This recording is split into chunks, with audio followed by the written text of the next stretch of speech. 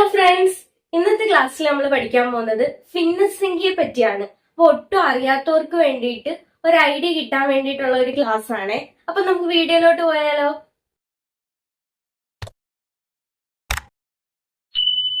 ആദ്യമേ നമുക്ക് എന്താണ് ഭിന്നസംഖ്യ നോക്കാം. ഒരു 10 മാർക്കിന്റെ പരീക്ഷ ഉണ്ടായിരുന്നു. അതിലെനിക്ക് 8 മാർക്ക് ലഭിച്ചു. 10 മാർക്കിന്റെ ഒരു പരീക്ഷയായിരുന്നു, അതിന് 8 മാർക്ക് ലഭിച്ചു. അപ്പൊ നമ്മൾ അതിനെ എങ്ങനെ എഴുതും? 10ൽ 8 അല്ലെങ്കിൽ 8/10 എന്ന് എഴുതും. അതായത് 10ൽ 8 മാർക്ക് ലഭിച്ചു അല്ലെങ്കിൽ 8/10 എന്ന് നമ്മൾ വായിക്കും. വേറൊരു എക്സാമ്പിള്, ഒരു കേക്ക് ഉണ്ട്. ആ കേക്കിനെ 4 ഭാഗമായിട്ട് മുറിച്ചു. അതിൽ ഒരു ഭാഗം ഞാൻ കഴിച്ചു. അപ്പൊ അതെങ്ങനെ എഴുതും? 4ൽ 1. കേക്ക് ഉണ്ടായിരുന്നു, കേക്കിനെ 4 ഭാഗമായിട്ട് മുറിച്ചു, 4ൽ ഒരു ഭാഗം ഞാൻ കഴിച്ചു.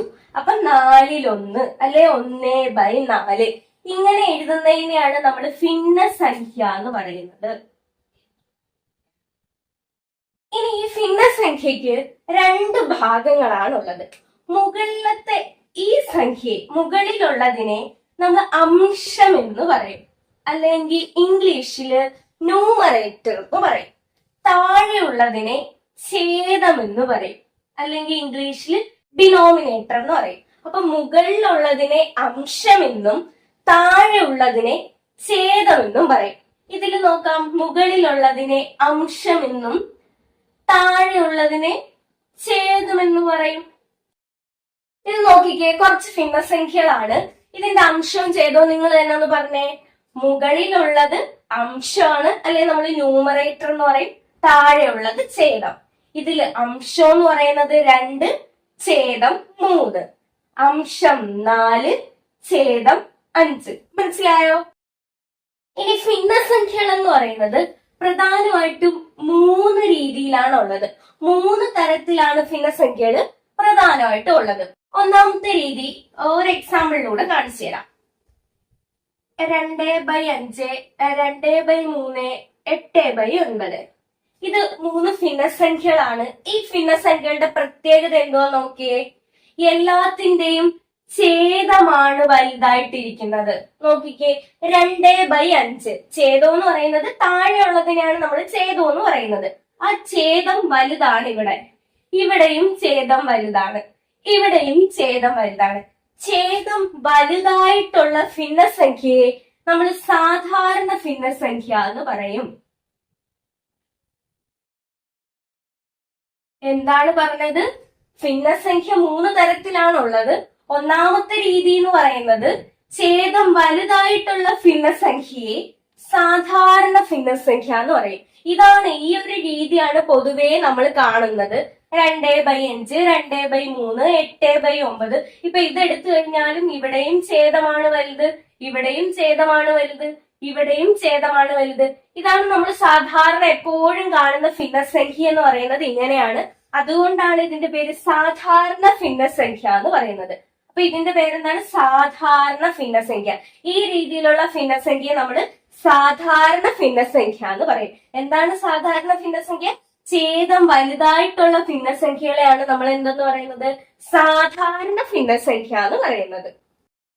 അപ്പൊ നമ്മൾ ഒന്നാമത്തെ രീതിയായ സാധാരണ ഭിന്നത്തെ പറ്റി പറഞ്ഞു. എന്താണ് സാധാരണ ഭിന്നം? ഛേദം വലുതായിട്ടുള്ള ഭിന്നസംഖ്യകളെയാണ് സാധാരണ ഭിന്നസംഖ്യ, സാധാരണ ഭിന്നം എന്ന് പറയുന്നത്. ഇനി രണ്ടാമത്തെ രീതി നോക്കാം.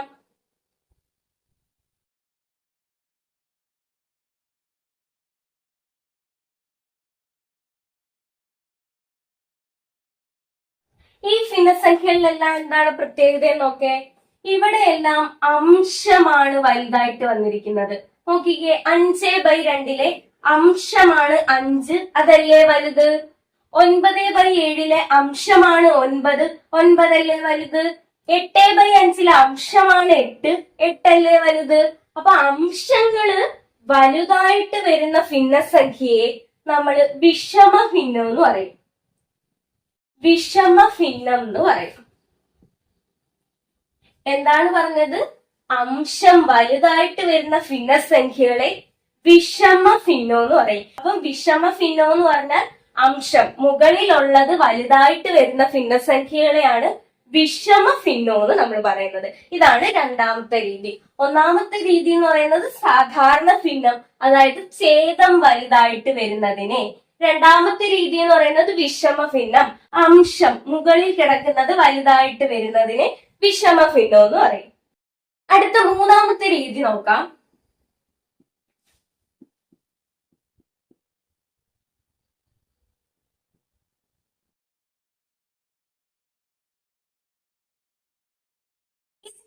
പ്രത്യേകത എന്താണ് നോക്കിക്കേ, ഇതിലൊരു സംഖ്യയുണ്ട്, ഒരു ഭിന്നസംഖ്യയും വരുന്നുണ്ട്.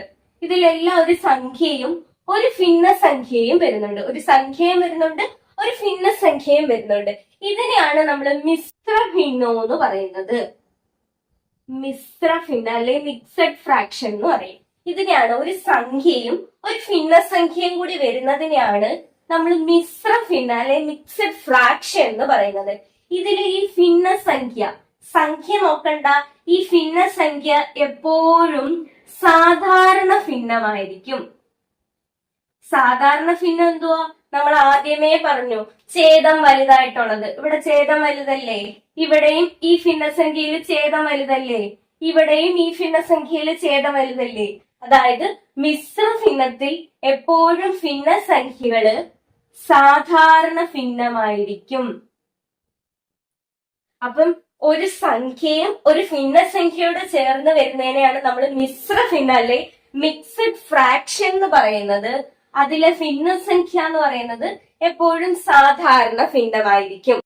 ഇനി എന്താണ് ഈ 5 1/2 നോക്കാം. 5 + 1/2 നമ്മൾ 5 1/2 എന്ന് എഴുതുന്നത്.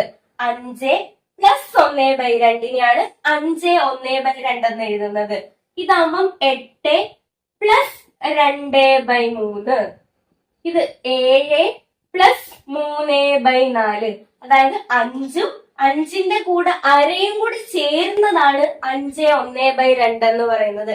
5 + 1/2, 8 + 2/3, 7 + 3/4. ഇപ്പൊ നമ്മൾ എന്തൊക്കെ പഠിച്ചു? ഭിന്നസംഖ്യകൾ 3 തരത്തിലുണ്ട്.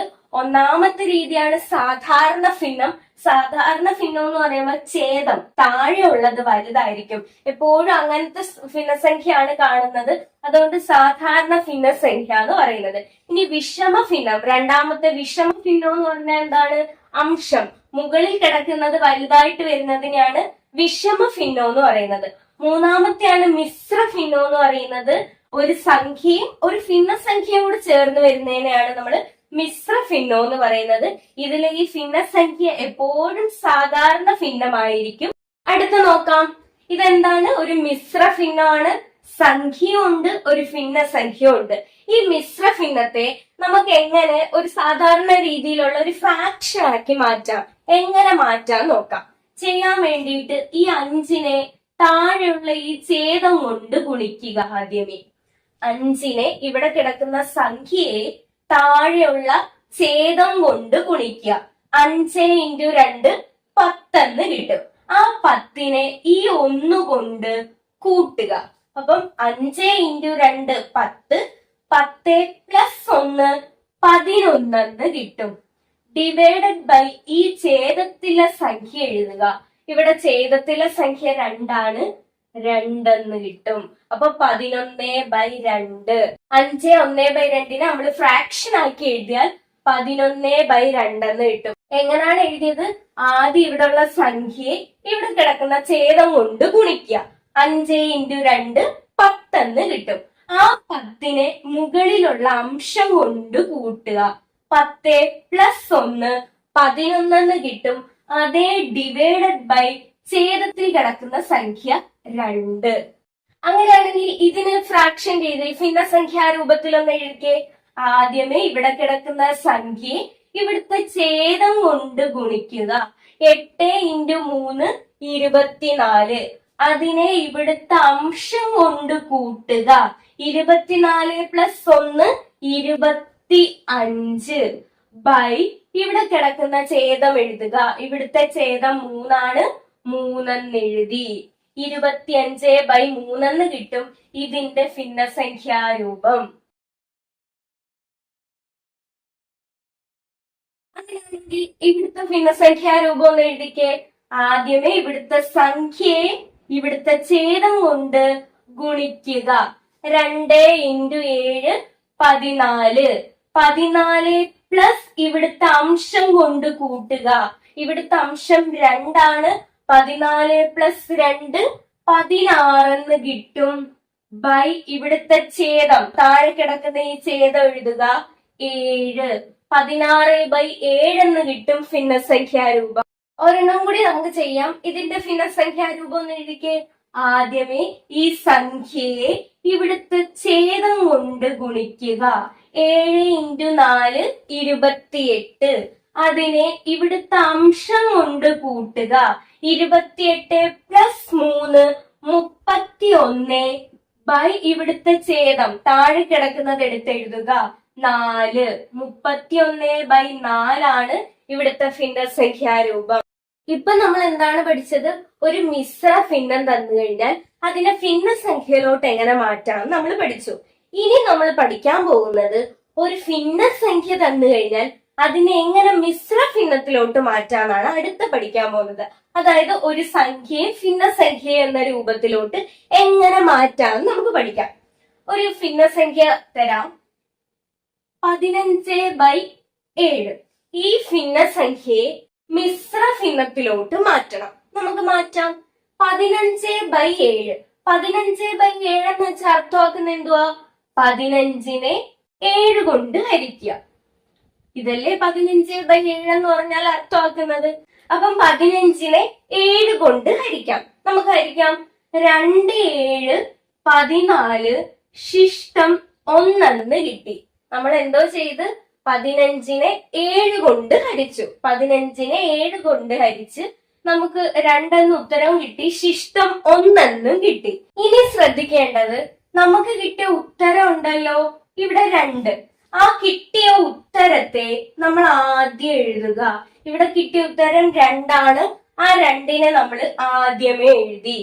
ഇനി നമ്മൾ എന്തുകൊണ്ടാണോ ഹരിച്ചത് ആ ഹരിച്ചതിനെ ഛേദത്തിൽ എഴുതുക. ഇവിടെ ഹരിച്ചത് 7 കൊണ്ടായിരുന്നു. അപ്പൊ 7നെ ഛേദത്തിൽ എഴുതി. ഇനി കിട്ടിയ ശിഷ്ടത്തെ അംശത്തിൽ എഴുതുക. ഇവിടെ കിട്ടിയ ശിഷ്ടം 1 ആയിരുന്നു. 1നെ അംശത്തിൽ എഴുതി. എന്തോ ചെയ്തത്? ഒന്നും ചെയ്യാനില്ല. 15നെ ആദ്യമേ 7 കൊണ്ട് ഹരിച്ചു. 7 കൊണ്ട് ഹരിച്ച നമുക്ക് 2 ഉത്തരം കിട്ടി. 1 ശിഷ്ടമൊന്നും കിട്ടി. ഈ കിട്ടിയ ഉത്തരത്തെ ആദ്യം എടുത്ത് എഴുതി വെച്ചു. ഇനി എന്തുകൊണ്ടാണോ ഹരിച്ചത് അതിനെ ഛേദത്തിൽ എഴുതി. കിട്ടിയ ശിഷ്ടത്തെ അംശത്തിലും എഴുതി.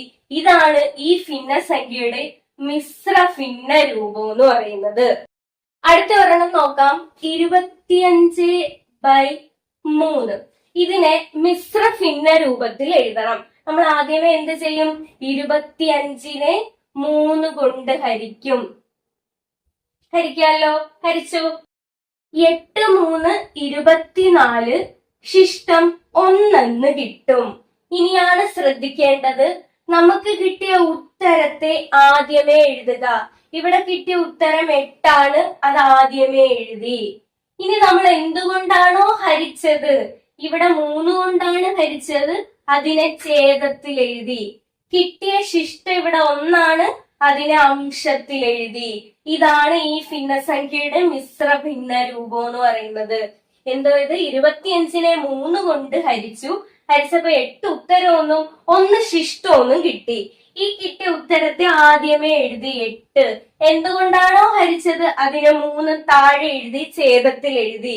കിട്ടിയ ശിഷ്ടത്തെ അംശത്തിൽ എഴുതി. 1 ആയിരുന്നു കിട്ടിയ ശിഷ്ടം, അതിന് മുകളിലായ അംശത്തിൽ എഴുതി. അപ്പൊ 8 1/3 കിട്ടി. അടുത്ത ഒരെണ്ണം കൂടി നോക്കാം. 11/2. ഇതൊന്ന് ചെയ്താലോ. 11നെ 2 കൊണ്ട് ഹരിക്കുക. First step. 11നെ 2 കൊണ്ട് ഹരിക്കുന്നു. 5 2 10 ശിഷ്ടം 1 കിട്ടി. ഇനി എന്താണ് ചെയ്യേണ്ടത്? കിട്ടിയ ഉത്തരത്തെ ആദ്യമേ എഴുതുക. ഇവിടെ 5 ആണ് കിട്ടിയത്. 5നെ ആദ്യമേ എഴുതി. ഇനി എന്തോ ചെയ്യണം? നമ്മൾ എന്തുകൊണ്ടാണോ ഹരിച്ചത് അതിനെ ഛേദത്തിൽ എഴുതുക. ഛേദം എന്ന് പറയുമ്പോൾ താഴെ താഴെ എഴുതുക 2.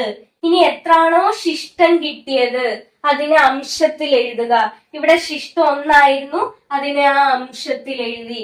5 1/2 ആണ് 11/2ന്റെ മിശ്ര ഭിന്ന രൂപം. അപ്പൊ എങ്ങനെയാണെന്ന് മനസ്സിലായല്ലോ. ആദ്യം 11നെ 2 കൊണ്ട് ഹരിച്ചു, 5 ഉത്തരവും 1 ശിഷ്ടവും കിട്ടി.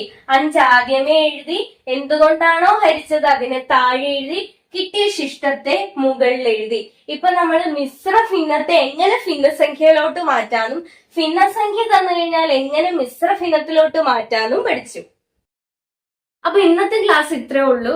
ഇന്നത്തെ ക്ലാസ്സിൽ നമ്മൾ ഭിന്നസംഖ്യയെ പറ്റി കുറച്ച് പഠിച്ചു, കുറച്ചെങ്കിലും ഐഡിയ കിട്ടിയെന്ന് വിശ്വസിക്കുന്നു. അപ്പൊ വീഡിയോ ഇഷ്ടപ്പെട്ടു കഴിഞ്ഞാൽ ലൈക്ക് ചെയ്യുക, ഷെയർ ചെയ്യുക, സബ്സ്ക്രൈബ് ചെയ്യുക, നിങ്ങളുടെ കൂട്ടുകാരിലേക്കൊക്കെ എത്തിക്കുക. അപ്പൊ അടുത്ത ക്ലാസ്സിൽ കാണുന്നത് വരേക്കും ബൈ.